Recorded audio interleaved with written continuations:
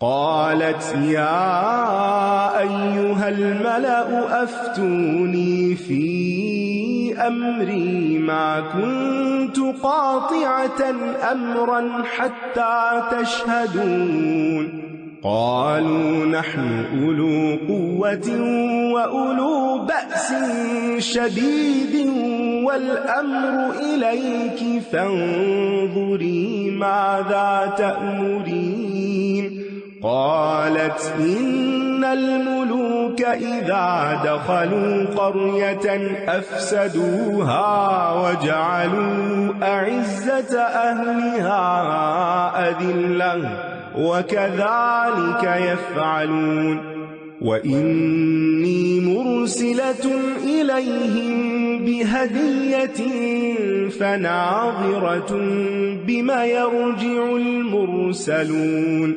فلما جاء سليمان قال أتمدونني بمال فما آتاني الله خير مما آتاكم بل أنتم بهديتكم تفرحون ارجع إليهم فلنأتينهم بجنود لا قبل لهم بها ولنخرجنهم منها أذلة وهم صاغرون قال يا أيها الملأ أيكم يأتيني بعرشها قبل أن يأتوني مسلمين قال عفريت من الجن أنا آتيك به قبل أن تقوم من مقامك وإني عليه لقوي أمين قال الذي عنده علم من الكتاب أنا آتيك به قبل أن يرتد إليك طرفك فلما رآه مستقرا عنده قال هذا من فضل ربي ليبلوني أأشكر أم أكفر ومن شكر فإنما يشكر لنفسه ومن كفر فإن ربي غني كريم قال نكروا لها عرشها ننظر أتهتدي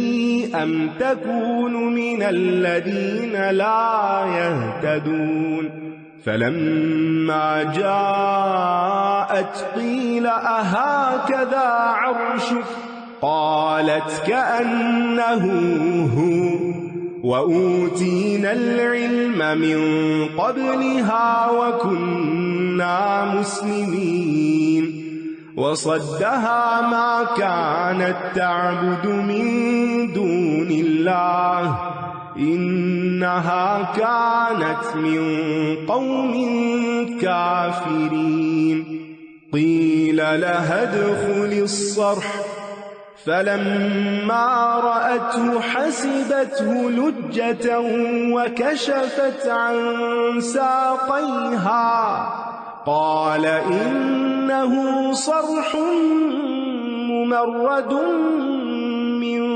قوارير قالت رب إني ظلمت نفسي وأسلمت مع سليمان لله رب العالمين। वो कहने लगी, ऐ सरदारो, मेरे इस मामले में मुझे मशवरा दो। मैं किसी मामले का हतमी फैसला नहीं करती जब तक तुम मेरे पास मौजूद न हो। किसी भी जिम्मेदार को अहम मामलात में मशवरा करना जरूरी है, क्योंकि कोई भी इंसान अक्ल कुल नहीं हो सकता, और खास तौर पर बड़े फैसले करने के लिए। और मशवरा किससे लेना चाहिए? जिससे उस मुतल्लिका मामले में बसीरत और तजुर्बा हासिल हो। दीनी मामलात हो तो किसी आलिम दीन से मशवरा करें, जिस्मानी बीमारी हो तो किसी अच्छे तबीब का इंतखाब करें, डॉक्टर के पास जाएं, یعنی جس قسم کا معاملہ ہو اس کے ماہر فن سے رجوع کرنا چاہیے، اور یہی عقل مندی کا تقاضا ہے۔ تو انہوں نے اس معاملے میں اپنے درباریوں سے، جو اس کے لشکری تھے خاص طور پر، ان سے مشورہ کیا۔ انہوں نے کہا ہم بڑی قوت والے اور سخت جنگجو ہیں، اور فیصلے کا اختیار آپ کو ہے، تو دیکھ لیں آپ کیا حکم دیتی ہیں۔ یہاں ایک طرف جسمانی قوت ہے اور دوسری طرف سوچ یا فکر کی قوت ہے، یعنی ہماری قوت حاضر ہے لیکن فیصلہ آپ خود کر لیں۔ اس سے بھی پتہ چلتا ہے کہ جن سے مشورہ مانگا جائے انہیں اپنا مشورہ امپوز نہیں کرنا چاہیے مانگنے والے پر، مشورہ دے کر ایک طرف ہو جانا چاہیے کہ اب فیصلہ وہ خود کرے۔ وہ کہنے لگی بے شک بادشاہ جب کسی بستی میں داخل ہوتے ہیں تو وہ اسے اجاڑ دیتے ہیں اور اس کے باعزت لوگوں کو ذلیل کر دیتے ہیں، اور یہ بھی اسی طرح کریں گے، اور میں ان کی طرف ایک ہدیہ بھیجنے والی ہوں، پھر دیکھتی ہوں کہ قاصد کس جواب کے ساتھ لوٹتے ہیں۔ تو اس سے پتہ چلتا ہے کہ صاحب بصیرت سمجھدار عورت تھی، اس لیے اس نے کوئی جذباتی فیصلہ نہیں کیا جو کہ عام طور پر خواتین کے اندر ہوتا ہے۔ تو ان کا مقصد کیا تھا؟ ابن عباس کہتے ہیں کہ اس نے اپنی قوم سے کہا کہ اگر اس نے تحفہ قبول کر لیا تو وہ بادشاہ ہے، لہٰذا اس سے لڑائی کریں گے، اور اگر قبول نہ کیا تو وہ نبی ہے، لہٰذا اس کی پیروی کریں گے۔ تو اس نے ایک کرائیٹیریا رکھا، ٹیسٹنگ۔ تو جب وہ سلیمان کے پاس پہنچے اس نے کہا کیا تم مجھے مال کے ساتھ مدد دینا چاہتے ہو؟ تو اللہ نے جو مجھے عطا کیا ہے وہ اس سے کہیں بہتر ہے جو اس نے تمہیں عطا کیا ہے، بلکہ تم خود ہی اپنے ہدیے پر خوش ہوتے ہو۔ یعنی سلیمان علیہ السلام بھی بہت صاحب حکمت تھے، ان کو ہدیے کا مقصد سمجھ آ گیا کہ یہ ہدیہ بھیجا کیوں گیا ہے۔ ہدیے کی بھی قسمیں ہوتی ہیں نا، کوئی محبت کا اظہار ہوتا ہے، اور کوئی کسی کے شر سے بچنے کے لیے ہوتا ہے، اور کوئی کسی سے ناجائز فائدہ اٹھانے کے لیے رشوت کی شکل میں ہوتا ہے۔ تو لینے والے کو سمجھ ہونی چاہیے کہ کوئی کہاں سے آ رہا ہے۔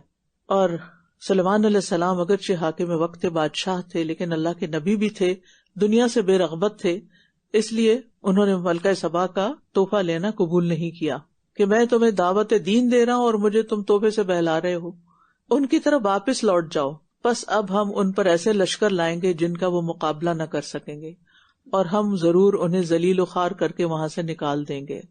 اس نے کہا اے سردارو، تم میں سے کون میرے پاس اس کا تخت لے کر آئے گا اس سے پہلے کہ وہ میرے پاس فرما بردار ہو کر آ جائیں۔ اب یہاں پر سلیمان علیہ السلام لشکر بھیجنے سے پہلے خود ان کو طلب کر لیتے ہیں، یعنی ملکہ سبا کا تخت منگواتے ہیں۔ اور آپ کو پتہ ہے کہ وہ تخت کہیں بازار میں تو نہیں رکھا ہوا تھا کہ وہاں سے کوئی اٹھا لے، خود تو بند دروازوں اور لاکس کے اندر کسی محل کے اندر تھا، تو وہاں سے تخت کا اٹھا لیا جانا اور کہیں اور پہنچا دیا جانا۔ جنوں میں سے ایک دیو نے کہا اس سے پہلے کہ آپ اپنی جگہ سے اٹھیں میں اسے آپ کے پاس لے آؤں گا، اور بے شک میں اس پر پوری قوت رکھنے والا بہت امانت دار ہوں۔ ذمہ دار شخص میں جو کسی کام کی ذمہ داری لے اس میں دو صفات کا ہونا نہایت ضروری ہے، ایک قوی اور ایک امین۔ جس کے پاس کتاب کا علم تھا، یہ آپ کے درباریوں میں سے، وہ بول اٹھا اس سے پہلے کہ آپ کی نظر آپ کی طرف لوٹے، یعنی آپ پلک جھپکیں، میں اسے آپ کے پاس لے آؤں گا۔ کیا قوت تھی اللہ کی دی ہوئی، لیکن اس کی تعریف کیا ہوئی؟ کتاب کا علم تھا۔ پھر جب اس نے دیکھا کہ وہ تخت اس کے پاس رکھا ہوا ہے، کہنے لگا یہ میرے رب کا فضل ہے تاکہ وہ مجھے آزمائے کہ آیا میں شکر کرتا ہوں یا ناشکری کرتا ہوں۔ تو obviously انہوں نے پھر دوسرے جن کو کہا ہوگا کہ تم لے آؤ، یہ جن تھا یا انسان تھا اللہ عالم۔ اور جس نے شکر کیا تو یقیناً وہ اپنے ہی لیے شکر کرتا ہے، اور جس نے ناشکری کی تو یقیناً میرا رب بہت بے نیاز نہایت عزت والا ہے۔ تو ایک طرف قوت ہے، قوی ہے کل جن ہے، اور دوسری طرف علم والا ہے۔ تو اس سے کیا پتہ چلتا ہے؟ پھر علم کی قوت جسمانی قوت سے زیادہ بہتر ہے، افضل ہے۔ یعنی علم و حکمت سے وہ کام لیا جا سکتا ہے جو صرف قوت سے نہیں لیا جا سکتا۔ اور شکر جو ہے یہ نعمتوں کی حفاظت کرتا ہے، جو نعمت ہے اس کو قید کرتا ہے، اور جو گم شدہ ہے اس کو حاصل کرتا ہے، اور جو ہیں ان میں اضافہ بھی کرتا ہے۔ اور یہاں یہ بات بڑی خوبصورت ہے، وَمَن كَفَرَ فَإِنَّ رَبِّي غَنِيٌّ كَرِيمٌ، یعنی جو اللہ کی نعمت کا انکار کرتا ہے، ناشکری کرتا ہے، اللہ تعالیٰ ان پر بھی کبھی فضل فرما دیتا ہے، کیونکہ رب غنی بھی ہے، کریم بھی ہے، فضل کرنے والا ہے، معزز ہے۔ تو جو کریم ہوتا ہے وہ کسی کے احسان کے بدلے میں احسان نہیں کرتا، کیونکہ وہ کریم ہے، اس نے نیکی کرنی ہے، وہ یہ نہیں دیکھتا کہ دوسرا کیا کر رہا ہے، وہ جو کر سکتا ہے اسے کرتا چلا جاتا ہے۔ اس نے کہا اس کا تخت اس کے لیے انجان بنا دو، یعنی چینجز کر دو اس میں۔ ہم دیکھتے ہیں کہ آیا وہ راہ پا لیتی ہے یا ان میں سے ہو جاتی ہے جو راہ نہیں پاتے. ٹیسٹنگ. جب وہ آ گئی تو اس سے کہا گیا کیا تیرا تخت بھی اسی طرح کا ہے؟ وہ بولی گویا کہ یہ وہی ہے. سمجھدار تھی اور ہم اس سے پہلے ہی علم دیے گئے تھے اور ہم تابع فرمان ہیں، ہم مسلمان ہیں. تو کسی کے بھی جواب سے اس کی شخصیت ظاہر ہوتی ہے کہ وہ بات کو کتنا سمجھتا ہے اور کس طرح رسپانس کرتا ہے. یہ جو امتحان ہے نا ہمارے رویوں کا، یہ سارے کا سارا ہمارے رسپانسز پر مبنی ہے. کسی بھی سچویشن میں ہمارا رسپانس کیا ہے. کوئی ہم سے بات کرتا ہے یا کوئی ہمیں نصیحت کرتا ہے یا کوئی ہم پر غصہ کرتا ہے یا کوئی ہم پر الزام لگاتا ہے یا کوئی ہمارے ساتھ احسان کرتا ہے. دن بھر ہمارا معاملہ لوگوں کے ساتھ رہتا ہے. ہر وقت اپنا جائزہ لے، دوسروں پہ نظر نہ رکھیں یہ اس نے کیا کیا اس نے کیا کیا. یہ دیکھیں اس نے جو بھی کیا میرا رسپانس کیا تھا. اپنے رسپانسز پر نظر رکھیے کیونکہ یہی آپ کا عمل ہے. جب لوگوں کے ساتھ معاملہ ہو کہ آپ کیسے پیش آئے، آپ نے کیا کیا. کسی نے آپ کے ساتھ احسان کیا تو آپ نے کیا کیا، کسی نے آپ کو دعا دی تو آپ نے کیا کیا، کسی نے آپ پر زیادتی کی تو آپ نے کیا کیا. اور جو شخص اپنے اوپر نظر رکھتا ہے اور اپنے رسپانسز کو اسکروٹنائز کرتا رہتا ہے، دیکھتا رہتا ہے، اور جہاں اس کا ضمیر اس کو خود بتا دیتا ہے یہاں یہ رسپانس ٹھیک نہیں تھا. جیسے جو ٹیچرز پیپر چیک کرتے ہیں تو صحیح غلط کرتے ہیں نا دوسروں کے بچوں کے سوالوں کے جواب، تو جو غلط ہوتا ہے کہتے ہیں یہ غلط ہے، اس کا صحیح آنسر یہ ہے. تو بالکل اسی طرح ہمیں اپنے اوپر چیک رکھ کے دیکھنا چاہیے کہ فلاں نے اس طرح کیا اور میں نے اس طرح کیا، اب یہ جواب صحیح تھا یا غلط تھا. کچھ دن بھی آپ یہ ایکٹیویٹی کریں گے تو انشاءاللہ عمل بہت بہتر ہو جائے گا، کیونکہ جو کچھ ہم کر رہے ہیں وہ سب جمع ہو رہا ہے نا، لکھا جا رہا ہے. بعض اوقات لوگ بالکل فضول بحث کر رہے ہوتے ہیں، آرگیومنٹس کر رہے ہوتے ہیں. ہمیں کوئی ضرورت نہیں کہ ہم اس میں کود پڑیں. ہمیں کسی نے مجبور نہیں کیا ہوتا کہ ہم ضرور وہاں اپنا اوپینین دیں. ہم خاموش بھی رہ سکتے ہیں. کل ہم نے کیا پڑھا؟ عباد الرحمان کون ہوتے ہیں؟ اذا خاطبهم الجاہلون قالوا سلاما. بیکار کی چیزوں میں نہیں الجھتے، با مقصد زندگی گزارتے ہیں اور ہر چیز میں اپنا اوپینین نہیں دیتے جب تک یقین نہ ہو کہ ہم جو کہہ رہے ہیں وہ ورتھ ہے کہنے کے. تو بہرحال یہ انسان کی میچورٹی کی دلیل ہوتی ہے، اس کی عقل کی پختگی اور شعور کی تکمیل کی دلیل ہوتی ہے. اور اسے اللہ کی طرف آنے سے انہوں نے روک رکھا تھا جن کی وہ اللہ کے سوا عبادت کرتی تھی. بے شک وہ ایک کافر قوم سے تھی، یعنی قوم کا اثر تھا، جیسے سب کر رہے تھے وہ بھی کر رہی تھی. اس سے کہا گیا اس محل میں داخل ہو جاؤ. پھر جب اس نے اسے دیکھا تو اسے گہرا پانی سمجھا اور اپنی دونوں پنڈلیاں کھول دی.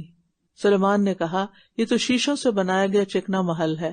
وہ کہنے لگی اے میرے رب، بے شک میں نے اپنی جان پر ظلم کیا اور اب میں سلیمان کے ساتھ اللہ کے لیے فرما بردار ہو گئی جو تمام جہانوں کا رب ہے. بات سمجھ میں آگئی، قبول کرنے میں دیری نہیں لگائی. یہی انسان کی عقل مندی ہوتی ہے کہ جب کوئی نصیحت کرے تو یہ نہ دیکھے کہ کون کہہ رہا ہے. ایک طرف وہ پوری قومیں، پچھلی صورت میں آپ نے 7 قوموں کا ذکر پڑھا، بڑے بڑے سردار اور بڑے بڑے لوگ کس طرح پیغمبروں کو چھٹلا دیتے، اور ایک عورت کتنی ہمبل اور سمجھدار ہے، حالانکہ بادشاہ ہے، لیکن کس طرح اطاعت گزار اور فرما بردار ہے. تو یہ ہے اصل عقل مندی کہ صحیح چیز کو انسان دیکھے تو پھر انا کا مسئلہ نہ بنائے، کسی تکبر کا شکار نہ ہو، اسے ایکسپٹ کر لے.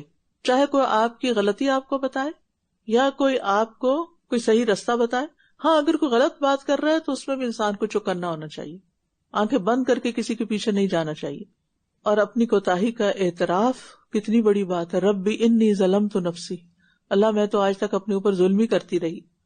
وَلَقَدْ أَرْسَلْنَا إِلَى ثَمُودَ أَخَاهُمْ صَالِحًا أَنِ اعْبُدُوا اللَّهَ فَإِذَا هُمْ فَرِيقَانِ يَخْتَصِمُونَ قَالَ يَا قَوْمِ لِمَ تَسْتَعْجِلُونَ بِالسَّيِّئَةِ قَبْلَ الْحَسَنَةِ لَوْلَا تَسْتَغْفِرُونَ اللَّهَ لَعَلَّكُمْ تُرْحَمُونَ قالوا اطيرنا بك وبمن معك قال طائركم عند الله بل أنتم قوم تفتنون وكان في المدينة 9 رهط يفسدون في الأرض ولا يصلحون قالوا تقاسموا بالله لنبيتنه وأهله ثم لنقولن لوليه ما شهدنا مهلك أهله وإنا لصادقون ومكروا مكرا ومكرنا مكرا وهم لا يشعرون فانظر كيف كان عاقبة مكرهم أنا دمرناهم وقومهم أجمعين فتلك بيوتهم خاوية بما ظلموا إن في ذلك لآية لقوم يعلمون وأنجينا الذين آمنوا وكانوا يتقون ولوطا إذ قال لقومه أتأتون الفاحشة وأنتم تبصرون أئنكم لتأتون الرجال شهوة من دون النساء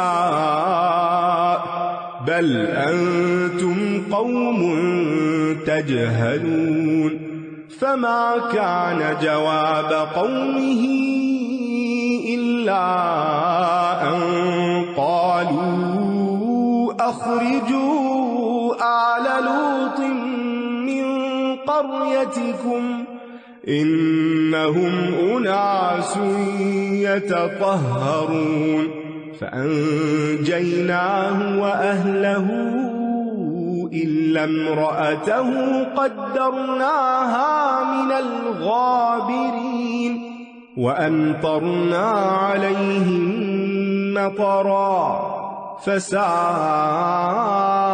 مطر المنذرين اور بے شک ہم نے سمود کی طرف ان کے بھائی صالح کو بھیجا کہ اللہ کی عبادت کرو، تو یکایک وہ دو فریق بن کر جھگڑنے لگے۔ اس نے کہا، اے میری قوم، کیوں تم بھلائی سے قبل برائی کو جلدی مانگتے ہو؟ تم اللہ سے بخشش کیوں نہیں مانگتے تاکہ تم پر رحم کیا جائے؟ گناہوں سے توبہ رحمت کے اسباب میں سے ہے۔ لولا تستغفرون اللہ لعلکم ترحمون۔ جب ہمیں اللہ کی رحمت چاہیے ہو نا کسی خاص مشکل میں، استغفار کی کثرت کرتے۔ انہوں نے کہا، ہم تجھ سے اور تیرے ساتھیوں سے برا شگون لیتے ہیں۔ کہا، تمہاری بدشگونی اللہ کے پاس ہے، بلکہ تم ایسے لوگ ہو جو آزمائے جا رہے ہو۔ نیک بندوں سے بدشگونی لینا، انہیں اپنے لیے برا شگون سمجھنا، یہ ظالم قوم کا ہی کام ہو سکتا ہے۔ انسان پر مصائب اپنے گناہوں کی وجہ سے آتے ہیں، اور خیر، شر، خوشی، غم سب آزمائشیں ہیں۔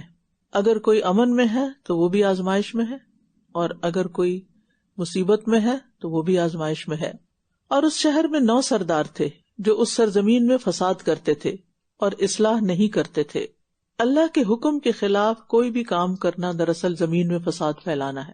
یعنی جہاں صالح علیہ السلام رہتے تھے وہاں 9 افراد ایسے تھے، ایسی ان کی کیبنٹ تھی کہ جو فساد پر مبنی مشورے کرتے رہتے تھے اور لوگوں کو نقصان دیتے تھے، اور ان 9 لوگوں کی وجہ سے پوری قوم ہلاکت کا شکار ہوئی، اور عموماً ایسے ہی ہوتا ہے۔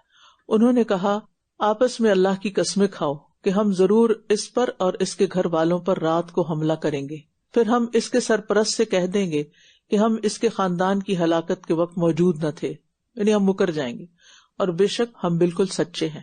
جھوٹ بولتے ہوئے کہہ رہے ہیں ہم بالکل سچے ہیں، اور اللہ کی قسم بھی کھا رہے ہیں۔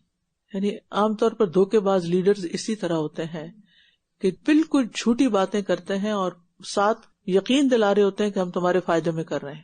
اور انہوں نے ایک چال چلی اور ہم نے بھی ایک خفیہ تدبیر کی، اور وہ شعور بھی نہ رکھتے تھے۔ بس دیکھیے ان کی چال کا انجام کیسا ہوا کہ ہم نے انہیں اور ان کی ساری قوم کو تباہ کر دیا۔ تو ان کے ظلم کرنے کی وجہ سے ان کے یہ گھر گرے پڑے ہیں۔